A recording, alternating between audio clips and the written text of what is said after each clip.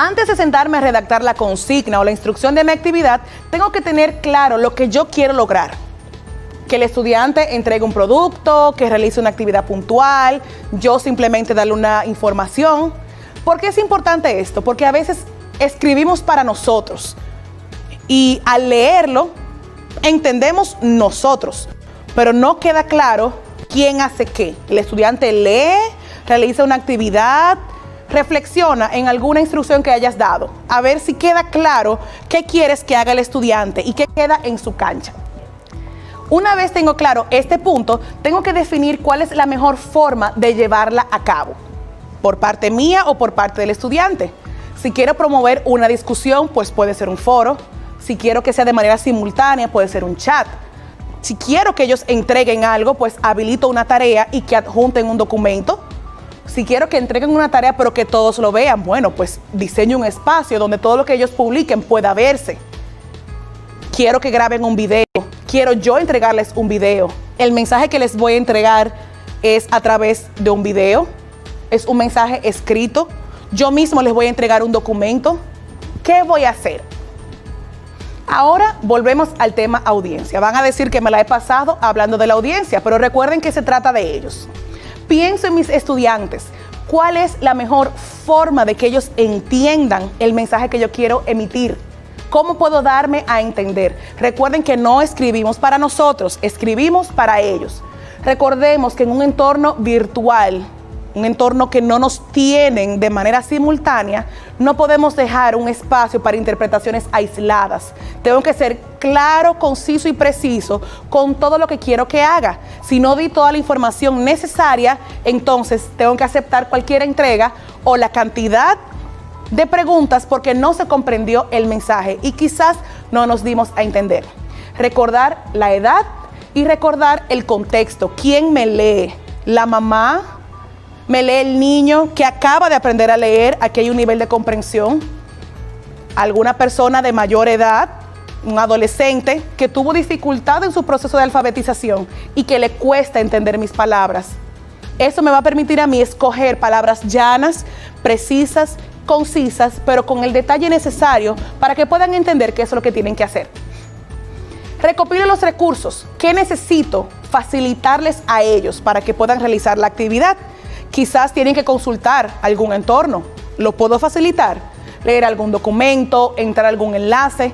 Todo lo que ellos requieran que yo puedo facilitarles, lo pongo. Si necesitan algo, buscarlo por parte de ellos, pues señalo que deben buscar tal elemento.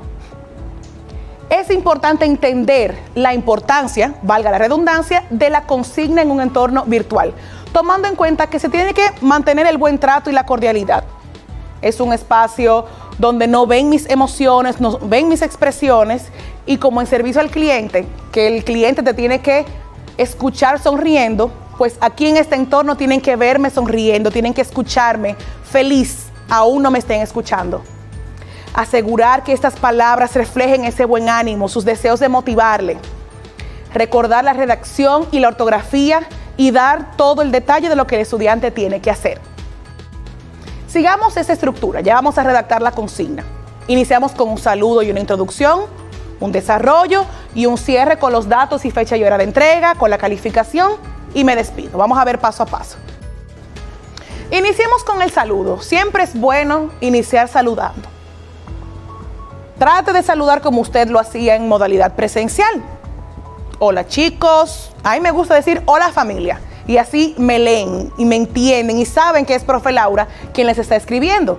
Cuando llegamos a algún lugar, no entramos. Llegué yo. Claro que no. Usted llega, saluda. Se siente pesado cuando le escribimos, esta es la tarea. Iniciemos con un hola, buenos días, buenas tardes, para poder agregar calidez a la consigna de la tarea. Introducimos. Recordemos que no somos los únicos docentes de esos estudiantes. Por ende, no podemos asumir que rápidamente van a enganchar con el contenido que estamos trabajando. Entonces, luego de saludar, conectemos brevemente con el tema, con la unidad, para que estén en sintonía y recuerden, sí, es verdad que es de las plantas que estamos trabajando. El desarrollo, el grueso de la consigna. Y aquí es que tenemos que tener la suficiente cantidad de detalle para que no quede ese espacio para interpretación aislada. Detallo el dónde, por ejemplo, lo van a hacer en su cuaderno, lo van a hacer en el libro de texto, lo van a hacer en algún entorno asincrónico, lo van a hacer en la plataforma. ¿Qué van a hacer? Van a hacer un ensayo. Ajá. ¿Cuáles son los parámetros para el ensayo? Ustedes van a decir, pero ¿tengo que escribir tanto? Sí, maestro, hay que escribir tanto. ¿Por qué?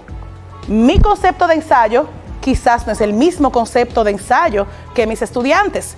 Como yo voy a calificar, necesito presentarles a ellos cuáles son mis criterios para que puedan llevar a cabo ese ensayo. Ustedes, por ejemplo, luego de leer tal información que les acabo de dejar en la plataforma de las devastaciones de Osorio, uniéndolo con la película que vimos la semana pasada en clases, van a hacer un ensayo. Tienen que tener una longitud tal, tienen que utilizar tales referencias, argumentar de tal manera, utilizar tal formato, tipo de letra, espaciado, profundidad. ¿Qué tú esperas en ese ensayo? ¿Y cómo lo va a hacer? Por ejemplo, en mi caso, el que acabo de asignar de las devastaciones de Osorio, tienen que primero leer un material y conectar con una película. En tu caso quizás es un tema social y de su cabeza lo va a sacar, pero eso tiene que quedar completamente claro. ¿Cómo? ¿Cómo lo van a entregar? En un documento de Word, en una foto, en un video, un organizador gráfico, un PowerPoint, un Excel, en su cuaderno. ¿Cómo? No es obvio. No es obvio. No pensemos que ellos saben, ellos copiaron en su cuaderno las operaciones.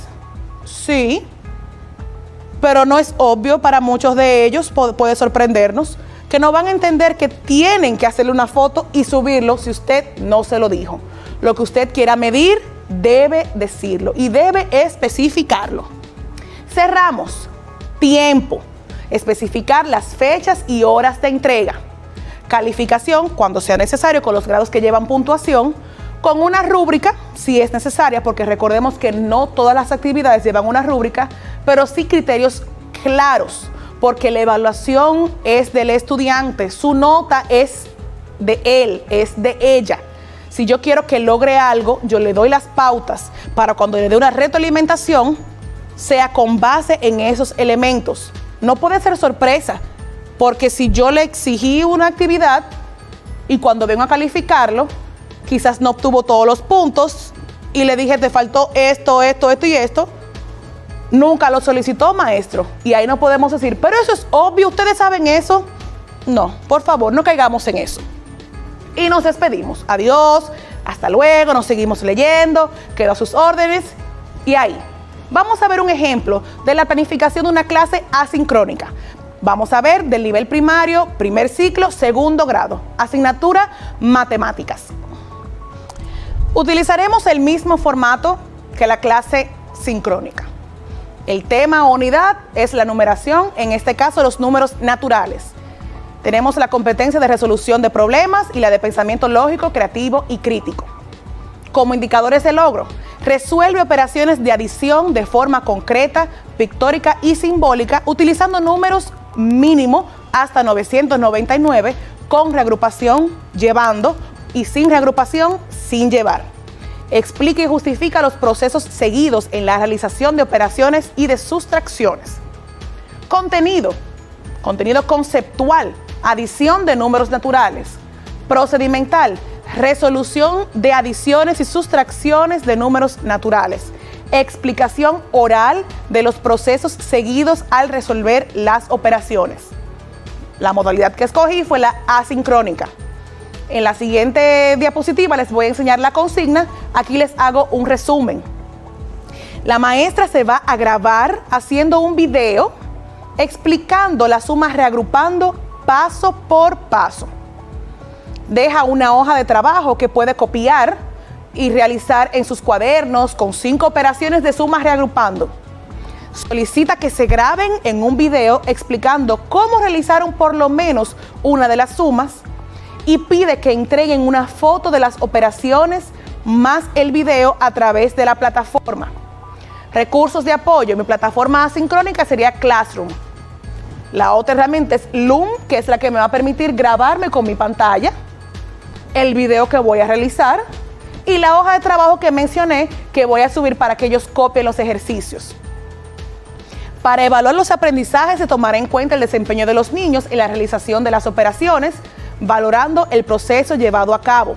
Fíjense que mis indicadores son que resuelve las operaciones y que explica y justifica los procesos. ¿Qué les pedí que entregaran? La resolución de las operaciones con una foto y la explicación oral de cómo llevó a cabo ese proceso. Entonces, la actividad en sí misma es mi evidencia del aprendizaje. Vamos a leer la consigna. Buenos días, chicos.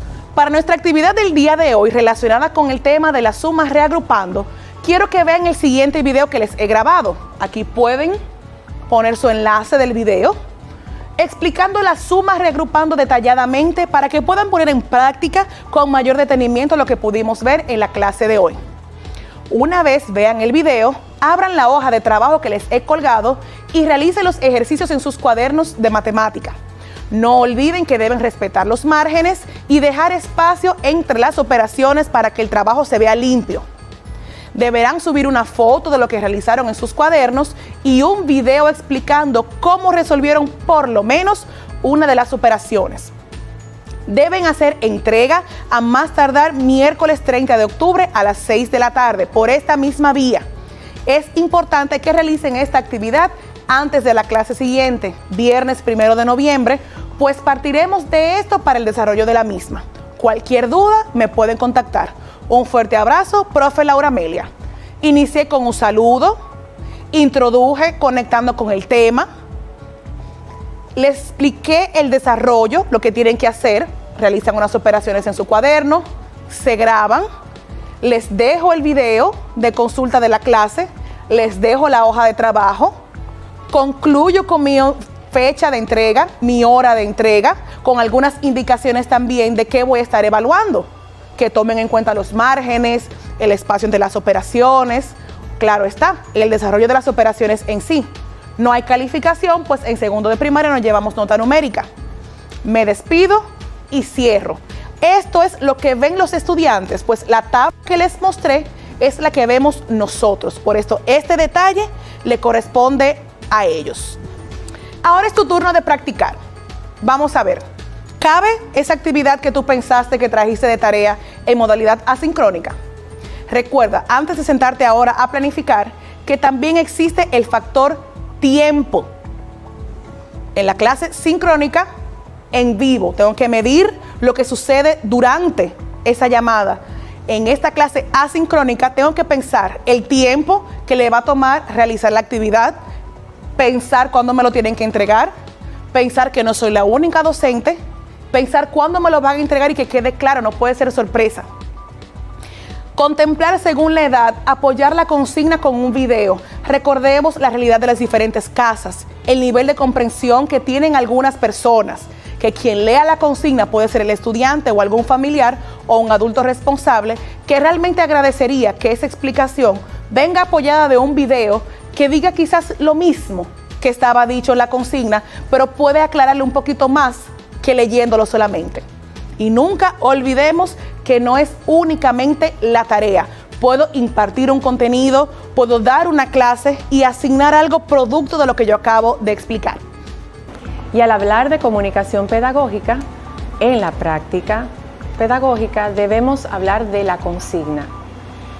La consigna la podemos definir como ese mandato o esa instrucción que da el maestro sobre lo que el estudiante debe hacer en su curso, ya sea en un aula virtual o hasta en la presencialidad. Muchas veces entendemos que tenemos una buena comunicación y sabemos redactar o dar estos mandatos de manera correcta. Pero vamos a ver cuál es la estructura principal. Podemos definir inclusive la consigna como esa guía de requerimientos mínimos que el estudiante debe seguir para realizar un trabajo, una asignación o para simplemente le sirve de indicación de cuál es lo que se espera de él en el momento de una actividad específica dada por el maestro. ¿Cuáles son esas estructuras principales? Lo primero es que la consigna tiene 3 partes: procedimientos, condiciones y evaluación. Muchas veces todo esto se confunde en un solo párrafo descriptivo, pero si lo vemos desde esta estructura, podemos dar una organización mejor para que el estudiante lo pueda entender. ¿A cuántos de nosotros no nos ha pasado que les decimos a nuestros alumnos lo que deben hacer y surgen muchas preguntas porque no hemos dado las indicaciones concretas y objetivas para que ellos puedan realizarla? Entonces, por esta razón, vamos a ir viendo parte por parte a qué nos referimos con esta estructura. Específicamente, en lo de procedimientos, debemos especificar en qué consiste el trabajo que le estamos solicitando al estudiante, con claridad, ya sea que le pidamos un dibujo, una maqueta, una manualidad, un ensayo o cualquier otra actividad que requiera que sea entregada al profesor. También debe de especificársele claramente cuál es el objetivo de esa asignación, que está íntimamente relacionado con el conocimiento que queremos enseñar y transmitir al alumno. ¿Qué objetivo de aprendizaje se supone que el estudiante va a lograr con esa asignación que le estamos indicando a él? ¿Por qué es importante poner el objetivo de manera breve, concisa y precisa, sin palabras rebuscadas? Porque así el estudiante comprende la importancia de realizar esa tarea o asignación. Otra forma también de especificar claramente qué es lo que el estudiante debe hacer en la parte de procedimientos es indicar si esa asignación es individual o grupal. ¿Por qué esto es importante? A veces perdemos de vista decirle a los alumnos: mira, esta tarea la vas a hacer con unos compañeros, y al momento de realizarla, como no se habló claramente o se dijo de manera muy informal, esto no quedó clara y hay estudiantes que trabajaron de manera grupal y otros de manera individual. Al que dejarlo especificado desde el inicio, ya los estudiantes pueden organizarse mejor. Nosotros recomendamos que los trabajos grupales no sobrepasen los 4 integrantes, porque es más pedagógico y se comparten mejores los saberes cuando hay menos integrantes en el equipo, a menos que el proyecto sea un proyecto muy ambicioso que tenga muchas fases y procesos en el transcurso de su realización. También debe desglosarse las acciones y fases en caso de, como mencioné, estos proyectos sean muy amplios, porque no es lo mismo tratar una consigna de un trabajo como un ensayo que puede ser individual a un proyecto que requiere la realización en un tiempo muy largo, que requiera hasta posiblemente un mes para su realización por la cantidad de acciones que hay que realizar en el transcurso. El siguiente aspecto son las condiciones de entrega de ese trabajo. ¿A cuántos de ustedes no le ha pasado que el estudiante levanta la mano? Profe, ¿eso es en una hoja? Profe, ¿se lo vamos a entregar digital? Profe, ¿eso es en un USB o en un CD? Todas esas preguntas quedan esclarecidas si las establecemos desde el principio. Por eso, lo primero es establecer cuál es la fecha de entrega de esa asignación. Claramente. Si obviamente requiere varias fases, compartir con el estudiante el cronograma de trabajo. ¿Qué se espera que el estudiante entregue primero? ¿Qué se espera que el estudiante entregue después? Y al finalizar. Dejar claramente eso en un cronograma para que así el profesor también de manera prudente pueda ir haciendo devoluciones y retroalimentaciones de la práctica que el estudiante va haciendo. Algo importante es decir al estudiante claramente lo indispensable que debe tener ese proyecto, que es parte de su proceso de evaluación. Lo que no debe faltar, lo que debe trabajar, que va muy relacionado con ese objetivo de aprendizaje para el cual se está poniendo la asignación. Cabe destacar, antes de continuar, que todas estas cosas que yo estoy compartiendo con ustedes pueden estar expresas de manera oral a través de una videoconferencia, pero siempre es bueno tener una lista definida, escrita y redactada correctamente por el profesor para que no haya lugar a dudas. Si queda grabado en una videoconferencia, el estudiante puede volver al video para ver qué fue lo que dijo el maestro. O también puede compartir un documento con todas estas condiciones redactadas para que así el estudiante pueda ir a él las veces que sea necesario. Continuando con las condiciones, la forma de entrega es muy importante. Debe definirse si eso va a ser escrito a mano, si va a estar entregado, en qué formato, en qué documento lo van a enviar, ya sea en un documento PowerPoint o en un documento de Word o en un documento de Excel. Es importante hacer esas aclaraciones para que el estudiante sepa en qué formato o qué programa trabajar. Pero también pueden entregarse imágenes. A lo mejor el docente lo que quiere es que el estudiante realice un dibujo, el cual debe especificar que debe tomar una foto, posiblemente con un dispositivo móvil, para luego ser enviado y subido al entorno virtual que se use en su centro educativo. No importa la plataforma en la que se trabaje, pueden compartirse imágenes y documentos de manera indistinta, de acuerdo a la capacidad que tengan estos dispositivos y también las plataformas que se utilicen. También dentro de las especificaciones del formato deben tomar en cuenta, posiblemente, la cantidad de páginas que el profesor desea que el estudiante trabaje o el mínimo de palabras a trabajar. Todo va a depender de las edades de sus estudiantes, porque mientras más pequeños, obviamente las exigencias serán menores y será otro tipo de actividad. Para los estudiantes ya de más edad, que están posiblemente en un nivel secundario, ya de primer ciclo, de segundo ciclo, se les puede especificar el mínimo de palabras que se espera el estudiante escriba en dicho proyecto.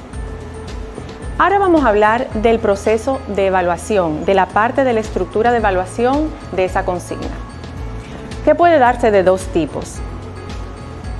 Como por ejemplo, el que define si el trabajo ha sido completado o está incompleto, si el trabajo ha sido logrado o está en proceso de ser logrado, o también si el trabajo está ya listo o inconcluso. Para ello debe definirse claramente cuáles son aquellos aspectos que el docente va a tomar en cuenta para evaluar, y dentro de esos aspectos a evaluar, obviamente están incluidos los aspectos de entrega. Es decir, si el estudiante respetó el formato de entrega de ese documento, porque no es lo mismo pedir a un estudiante que envíe un documento editable en formato Word a que lo envíe en PDF cuando el docente especificó que fuera entregado de una manera puntual. Eso ayuda al estudiante a seguir pautas y a seguir lineamientos, desarrollando en el estudiante la capacidad de poder seguir lineamientos y reglas muy puntuales para su mejor organización posterior. Otra forma también es realizar rúbricas de evaluación. Aquí ya sí se establecen puntuaciones y se da el valor concreto de dicha actividad. Obviamente, si esa actividad vale 5 puntos, poner cómo esos 5 puntos se va a desglosar de acuerdo a los criterios de evaluación docente. Por ejemplo, respeto de los requerimientos mínimos, buena ortografía, puntualidad y entre también los objetivos de aprendizaje que se persiguen en esa actividad puntual. Si es en el caso de matemáticas, si el estudiante cumplió con los cálculos requeridos de manera correcta, pueden ser también tareas de español para saber el nivel de redacción y sintaxis que el estudiante tiene en una composición, si usa los signos de puntuación correctamente, si usa también las mayúsculas, etcétera, o en el área de las ciencias, si conoce los conceptos básicos que se les están compartiendo y puede distinguir entre algunos elementos y otros. Ahora voy a mostrarle algunos ejemplos de cómo se ve una consigna. Les muestro lo que se llama una guía de aprendizaje previo a esa asignación. Esta consigna o esta guía de aprendizaje, como se ve aquí en pantalla, se refiere a las indicaciones que da el maestro en un entorno virtual para una actividad asincrónica. Es decir, en el momento que el profesor no está al mismo tiempo que el estudiante en el entorno virtual. Estas indicaciones, llamadas guía de aprendizaje, le indican al estudiante qué debe realizar puntualmente para lograr el objetivo de ese día o de esa semana. En este caso es un ejemplo muy puntual de un ejercicio sobre los movimientos artísticos más importantes del siglo XX. En este caso, solo 4 movimientos. En esa guía de aprendizaje se especifica que para que el estudiante logre los objetivos de ese día o de esa semana, debe realizar 2 cosas puntuales. Lo primero es ver una presentación, PowerPoint en este caso, para luego que vea esa presentación y haga la lectura pertinente, haga una tarea. Aquí, en la tarea, es que voy a detenerme porque van a ver el ejemplo de cómo esa tarea es redactada de acuerdo a la estructura que ya compartimos. Tomen en cuenta que las consignas no todas tienen la misma extensión, pues depende del tipo de exigencias que haga el maestro o la cantidad de acciones que deban realizarse para que la consigna sea o más larga o más corta, pero fíjense que tienen las mismas partes. Como por ejemplo, puede verse claramente procedimientos, condiciones y evaluación. En este caso, esta tarea consiste en realizar un mood board o una pizarra de estado de ánimo. Esa manera de collage, el estudiante plasma ideas respecto a un tema específico que ha leído, que ha investigado o que posteriormente ha visto con el maestro. En este caso, esta es una clase asincrónica. Como les indiqué, el estudiante debía ver una presentación antes de realizar la tarea, porque de lo contrario, ¿cómo la iba a realizar? El procedimiento le indica al estudiante que esa tarea es individual, que debe trabajarse en un documento de PowerPoint y especifica hasta la cantidad de diapositivas. Fíjense que no es necesario hacer una cantidad enorme de diapositivas y que el docente solamente le pide una sola diapositiva donde va a realizar el mood board con todas las imágenes, colores y letras pertinentes que representen a ese movimiento artístico que le tocó al estudiante. En esa misma consigna se especifica que debe grabarse como un documento de PowerPoint, no como PDF, que es no editable, sino que el maestro le está pidiendo que lo guarde como un documento editable. Ya el docente tendrá las razones por las cuales lo está pidiendo de esa manera. También queda muy claro la fecha de entrega de esa tarea. El mood board te ofrece una oportunidad de ver cómo el estudiante entiende el tema que se está tratando de una manera muy personal y creativa, ya que elige él las imágenes, los colores y lo que necesite para representar ese movimiento específico del arte que le tocó trabajar. Luego, en las condiciones, obviamente, ya hemos hablado de cómo debe entregarse. El documento puede ser entregado a través de una plataforma de gestión educativa o también a través de un teléfono móvil.